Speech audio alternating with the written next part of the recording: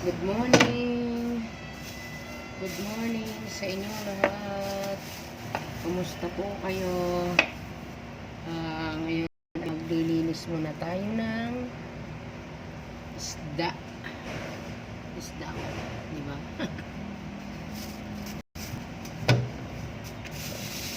Mamaya may papahulaan ako sa inyo mga sister.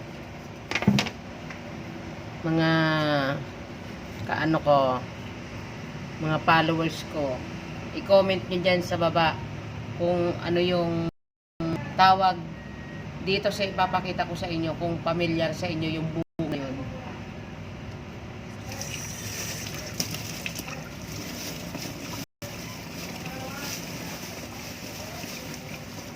Hoy, maglilinis ako!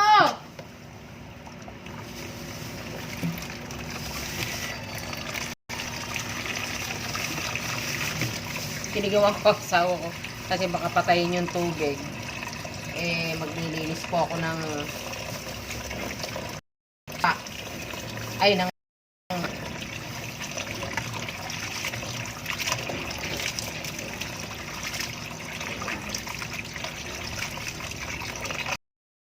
kumusta po kayo? Sana po ay nasa mabuti kayong kalagayan at ligtas po kayo dyan sa inyong lugar. Sana po ay maganda ang panahon dito dyan sa inyo. Dito po sa amin ay medyo umuulan.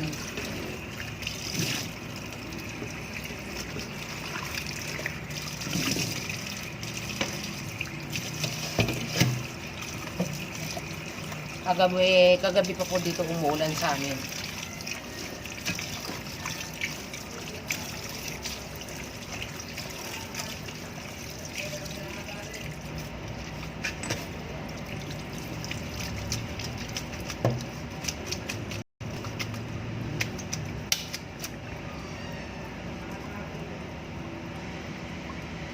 Mag-ano po tayo, magluluto po ako ng menudo kasi birthday po ng ninang ko ngayon.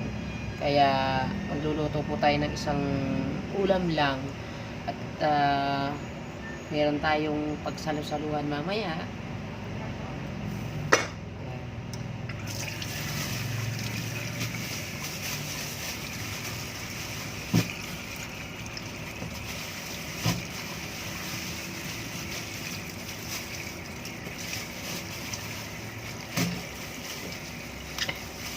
Meron din tayo ditong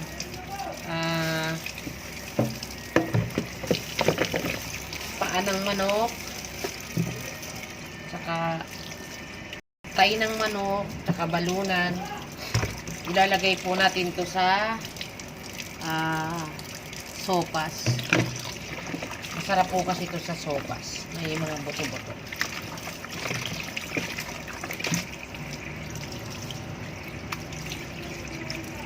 Para tayo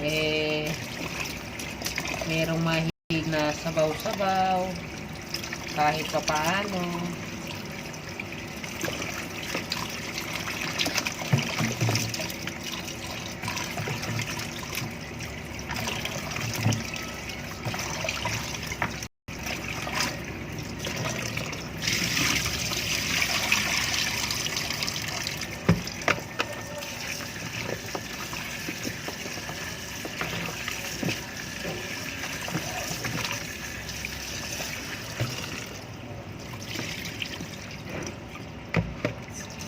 Hugasan nating mabuti para kasi sa palengke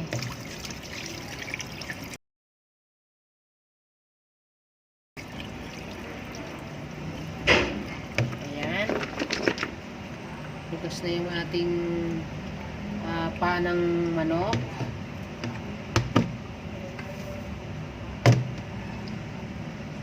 Meron tayong atay, saka balunan.